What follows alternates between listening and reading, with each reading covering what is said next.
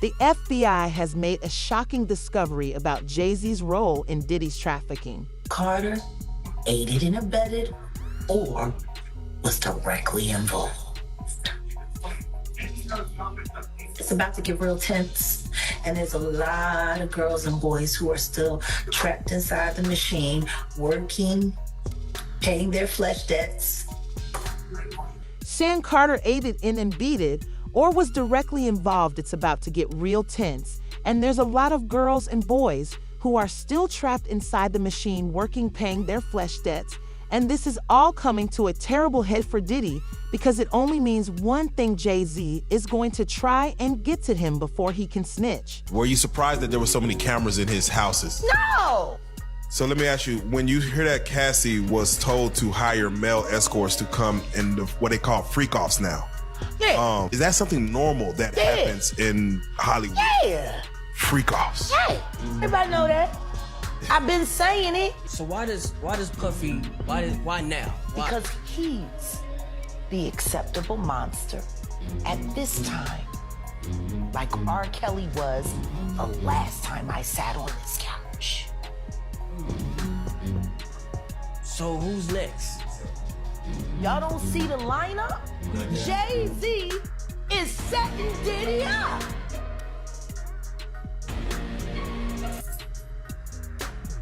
He lined up D-Haven, stole his life and identity.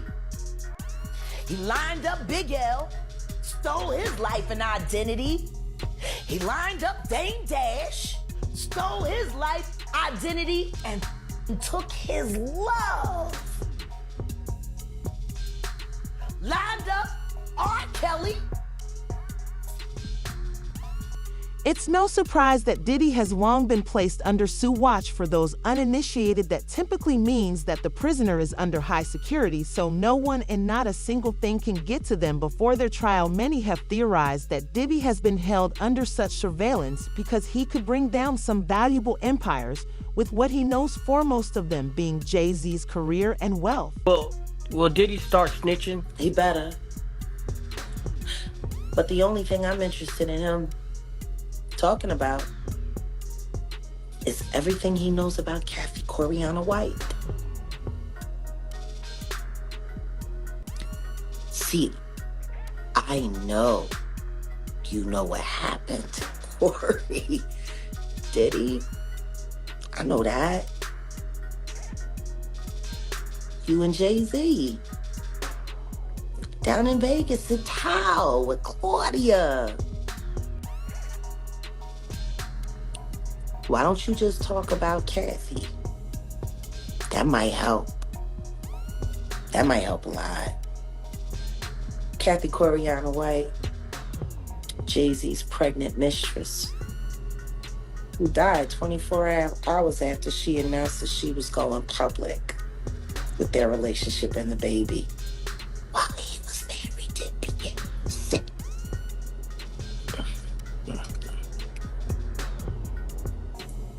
Was it an aneurysm, Diddy? Or are you the one who paid the same coroner that you...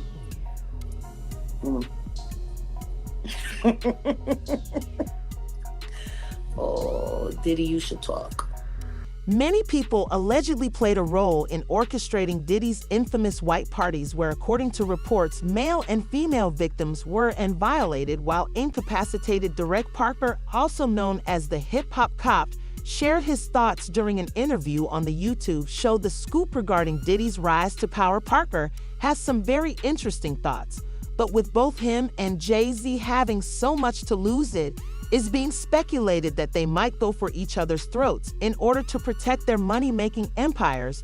I mean, it's not like both of them don't have a history of being seemingly involved with suspicious deaths. In Jay-Z's case, it was Aaliyah. We know that Diddy and Jay-Z have both been friends with R. Kelly for years, and Jay-Z continued to make albums with R. Kelly after all the information came out with him and Aaliyah. And I'd say this is because Jay-Z was pretty comfortable with the fact that he knew he also wanted Aaliyah, and honestly, so did Diddy. And Aaliyah's death has never sat right with me. There are so many sketchy things around her death that just don't make sense. The fact that Aaliyah Aaliyah was given a substance and knocked unconscious and then was carried onto this plane that she didn't want to get on because she thought that something was wrong with it that led to her death is just crazy. There's also even more disturbing information about Aaliyah's pilot of that plane, and they said that he had just joined the program 2 days prior before the flight, and he wasn't even supposed to be the pilot on that flight.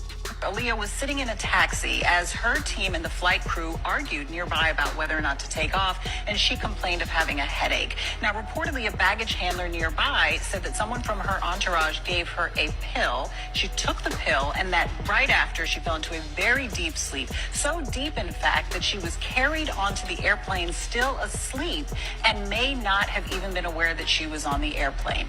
Now, we should say we don't know what that pill was. It could have been aspirin. Maybe she was just very tired from a long video shoot, and the baggage handler did say that she took it willingly, but it does reveal some new information about those final moments. After the crash, investigators determined the small plane was carrying about 700 pounds over its limit, and this is important, the center of gravity was too far back in the aircraft. The pilot did not want to make this trip, and he reportedly argued with Aaliyah's team because he thought that it was unsafe. So he did make those calculations, and he did decide that it was unsafe. However, after protracted negotiation, they went through with that flight. Now, we did also learn some new things about this pilot. According to autopsy results, he had both alcohol and cocaine in his system. The pilot did. Whoa. He was not the authorized pilot for that plane, and he had just joined that company a few days prior to that. In a book by journalist Kathy Andoli, a man from the Abaco Islands named Kingsley Russell shares a story that sheds new light on Aaliyah's final moments before boarding the plane that led to her tragic death in a YouTube video posted shortly after Kobe Bryant's fatal helicopter crash in 2020. Russell explained that the memory of Aaliyah's crash came flooding back. He recalled watching as Aaliyah, unconscious after being given a pill by a team member, was carried onto the plane against her previous protest. Russell vividly reamed, hearing the horrific sound of the aircraft crashing shortly after witnessing Aaliyah being taken on board, despite her earlier refusal to fly. Mary J. Blige, who was a victim of Sean Combs, are sitting there talking about the death of Aaliyah amongst each other. Think about that. You got a Diddy victim, you got a Jay-Z victim, and you got a superstar gone. They know what happened, and yet they had to sit there and have that conversation like they didn't know who did it. Think of the power of that moment. According to Russell, Aaliyah had been visibly upset when she saw the small plane and refused to board, especially after hearing concerns that the aircraft might be overloaded with passengers and luggage. She climbed into a taxi van complaining of a headache and decided to take a nap while her team continued negotiations with the pilot. Ultimately, despite her protests, Aaliyah was carried onto the plane. While still asleep, the rest is history.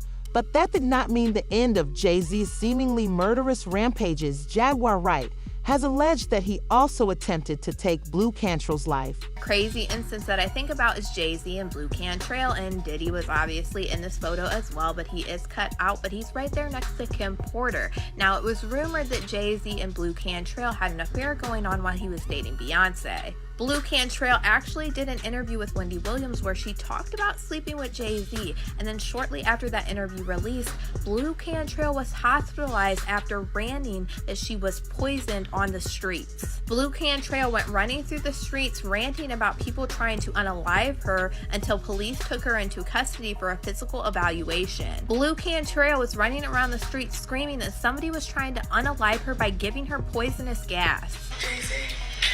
Oh my God! I heard he's like a horse flu. Oh no! She really have him locked down. I think so. I think they're in love. Politics speaking. No, I really do think they're in love. I have a big crush on him though. I'll tell you that much. I still have a crush on him now. No, I didn't. No, I'm really selective about it. What? Really? I really like him though. And I don't care who he's dating. I always had a crush on him. If he came in right now and we were all not here. What? I'm just saying, you're in New York. Yeah, okay. And what And you ran into him and everything was right and right and right and right. Would you make that play? I wouldn't turn it down. Let's just put it. But while there is a lot of circumstantial evidence and hearsay surrounding Jay-Z's alleged crimes, it seems he is currently winning the battle because Diddy keeps being hit by lawsuit after lawsuit, each one worse than the last. Another batch of lawsuits has been filed against Diddy, including one alleging that he, a 13-year-old girl. 2 other lawsuits were filed in Las Vegas and Los Angeles, respectively. John Diddy Combs, the music mogul, is facing a series of new civil lawsuits, including allegations he sexually assaulted 2 teenagers. Our senior investigative correspondent, Aaron Katursky, has the details. Aaron, good morning. Good morning, Whit. This new batch of civil lawsuits accuses Sean Combs of and sexually assaulting 7 more alleged victims. One of them says she was 13 at the time, and certain celebrities were there watching. First page of the lawsuit comes out swinging, reading, quote, defendant Combs and raped a 13-year-old girl at a house party. Many others were present but did nothing to stop it. Some participated in it. Combs has been allowed for years to conduct himself in this manner without any consequences. He believes he's above the law. He is not. This next part is echoed through all 5 lawsuits. That behind the facade of being a 3-time Grammy Award winner, discovering and developing multiple famous musical artists, and ranking on Forbes' list of the highest paid entertainers in the world, there existed something sinister, a dark underbelly of crime, sex trafficking, forced labor, kidnapping, bribery, and prostitution. Combs is a menace to society, women, and children. The lawsuits state Combs' business enterprise is central to the pervasive acts of sexual assault and abuse committed by him during the last decades. That's companies like Bad Boy Entertainment, Bad Boy Books Holdings, Bad Boy Records, and Combs Enterprises that have been headquartered in both Los Angeles and Manhattan. On the surface, these are legitimate operations, but behind the curtains, they were allegedly fronts to sexually assault, threaten, and coerce hundreds of individuals through sexual quid pro quo schemes. According to all 5 suits, Combs and his staff engaged in sex trafficking, forced labor, kidnapping, arson, bribery, and prostitution. This abuse was, at times, verbal, emotional, physical, and sexual.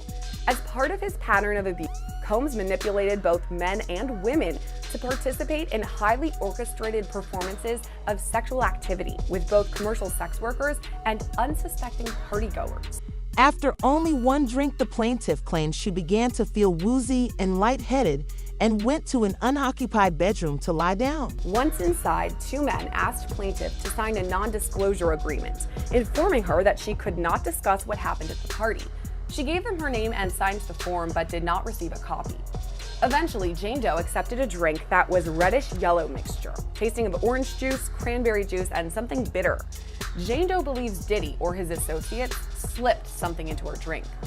And the lawsuit even includes a photo of the container used to put GHB into drinks. After drinking just 1 drink, plaintiff began to feel woozy and lightheaded, making her need to lie down. Looking for a place to rest, plaintiff entered what she believed to be an empty bedroom so she could lie down for a moment. She did not lock the door. Soon after, Combs, along with a male and female celebrity, entered the room. Combs aggressively approached plaintiff with a crazed look in his eyes, grabbed her, and said, "You are ready to party." As Jane Doe recalls, Diddy threw her toward a male celebrity, listed only as Celebrity A, who took off her clothes. After that, she says Celebrity A raped her, while Diddy and a female celebrity, referred to as Celebrity B, watched along. After all this, Celebrity A held Jane Doe down as Diddy raped her. Celebrity B was still watching all this. Later, Diddy tried to force Jane Doe to perform oral sex on him, but she resisted and hit him in the neck. At that point, he stopped. Jane Doe then ran from the room naked, searching for an exit to the home. She eventually put her clothes back on and ran to a nearby gas station. The clerk there noticed Jane Doe seemed to be distressed and allowed her to use the phone. Jane Doe then called her dad, saying she had lied about where she was going and asked to be picked up. Since then, Jane Doe says she's fallen into a deep depression that continues to affect every facet of her life. Diddy has vehemently rejected all claims made against him. Diddy counsel declined to comment, citing their earlier statement that they had complete trust in the facts, legal defenses, and the court process. In court, the truth will prevail. The same can be said for another Jane Doe, who says she was assaulted by Diddy in Las Vegas in 2014. This Jane Doe lives in Alabama now, but says she met up with Diddy at a party on Memorial Day weekend in 2014. Describing the setting, Jane Doe says Diddy's infamous Las Vegas parties were legendary events, known for their exclusivity, extravagance, and celebrity guest list. These high-profile parties attracted A-list celebrities from across the entertainment, fashion, and business worlds. The events were lavishly decorated, featured live music performances, and boasted top-tier food and beverages. The atmosphere at these parties was one of opulence and luxury, often making headlines for their celebrity guest lists, over-the-top entertainment, and the stunning aesthetics of the event. Many unsuspecting individuals were recruited to attend these parties. Some individuals were recruited in various cities and were paid to fly in and to attend these functions.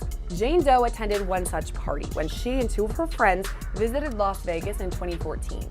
The group was staying at Hotel Rio. While there, Jane Doe reached out to other people she'd met in the entertainment industry to see if there were any cool events taking place. She reached out to someone only identified as International Smooth, someone she'd met at a party in Miami just a few years prior. Based on his Instagram stories, Jane Doe knew he was in Las Vegas and soon discovered he worked as a party promoter. After that, he invited her to an exclusive party at a popular poolside lounge called Club Rehab.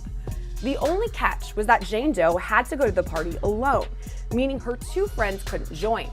After what the lawsuit calls some awkwardness, Jane Doe relented and headed to the party solo. While at the party, Jane Doe met many celebrities, including Mary J. Blige, Lil' Kim, and Nicki Minaj. She saw more that she did not meet. Plaintiff Jane Doe took pictures or videos with many of these celebrities and posted them to her private Instagram page. She also met Diddy, who expressed hope that she was enjoying the party as the event at Club Rehab started to wind down. Jane Doe was invited by Smooth to an after-party at Diddy's suite in the Planet Hollywood Hotel. Once there, she spoke with Diddy again, who directed her to a bar area stocked with bottles of his Delay on tequila. He encouraged her to help herself, and that's when it started. She only had one or two drinks, but about 40 minutes later, Jane Doe started to feel nauseated and dizzy. She even began to lose control of her motor functions. So Jane Doe found Smooth and told him she wasn't feeling well, so she planned to leave. Instead, he pointed her in the direction of an empty bedroom and told her to lie down. He said Jane Doe would be left alone and the door would be locked. The next thing Jane Doe recalls is waking up the following morning feeling very groggy and sore. Her entire body hurt and it felt difficult to move. As soon as she awoke, she saw Combs in the corner of the room, shirtless and yelling loudly and with animation at someone over the phone. He was the only person in the room with her, and it was clear that someone else had been in bed with her. Out of fear and confusion, plaintiff remained silent and still until Combs left the room and she heard the front door to the suite close. When Jane Doe got up, she realized she was naked and she was extremely sore in her genital area. At that point, she realized she'd been by Diddy. Jane Doe left the room and went back to Hotel Rio, where her friends were staying. She slept for the next 2 days, only remembering vague glimpses of her friends trying to wake her up and offer her water. Afterwards, her friends told her that they did their best to take care of her during this time, but she was largely incoherent. Jane Doe says since 2014, not a day has gone by that she didn't think of this incident. Jane Doe believes she was drugged with some spiked Ciroc vodka, while John Doe says he was sexually assaulted at a party promoting Ciroc. This party apparently happened in Los Angeles in or around 2022. It was hosted by Ciroc and Diddy, who owned some stake in the company and was a celebrity spokesperson for the drink. Prior to this party, John Doe had a long-standing relationship with Diddy. John Doe is a businessman in LA whose company specializes in renting luxury cars and jewelry. In the past, John Doe had rented cars or jewelry to Diddy and members of his entourage. Combs began awkwardly moving closer to plaintiff. As he did so, Combs removed his pants and exposed his genitals to plaintiff. Combs continued to move closer and then grabbed plaintiff's genitals through his pants, squeezing them in a rough and sexual manner. Plaintiff, shocked and disoriented, froze momentarily and did not know how to respond to the weirdly inappropriate sexual advances made by Combs. This situation apparently escalated until someone, referred to as Professional Athlete A, entered the office and interrupted this. John Doe left the party and went home, but took a picture of the Ciroc bottle from the party. This same year as that John Doe is alleged to, another John Doe alleges he too was assaulted by Diddy at a Los Angeles after party. This John Doe is a personal trainer who's familiar with celebrities and notable people who he coaches in health and fitness. One such client was a fashion designer who in 2022 told John Doe she'd shared his workout videos with Diddy. Diddy was apparently impressed and wanted to meet John Doe and even feature him in a video. So this fashion designer invited John Doe to attend an exclusive award show after party hosted by Diddy.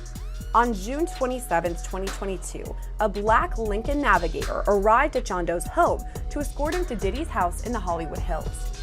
When John Doe arrived, one of Combs' business associates greeted him at the entrance. This person explained plaintiff, John Doe, needed to execute a non-disclosure agreement as a condition of entry into the party. Plaintiff ultimately consented to the agreement because he wanted to meet Combs and have an opportunity to promote himself and his business. John Doe didn't get a copy of this NDA, but instead was handed a drink that looked like tequila soda with a cranberry mixer. This, for the most part, seemed to be Diddy's mo, but what's most interesting in these lawsuits is the involvement of celebrities, and we know for a fact that Jay-Z not only was closely involved with Diddy, someone accused of sex trafficking, but also R. Kelly, someone convicted of Pete, so really the question is how long before Jay-Z is arrested?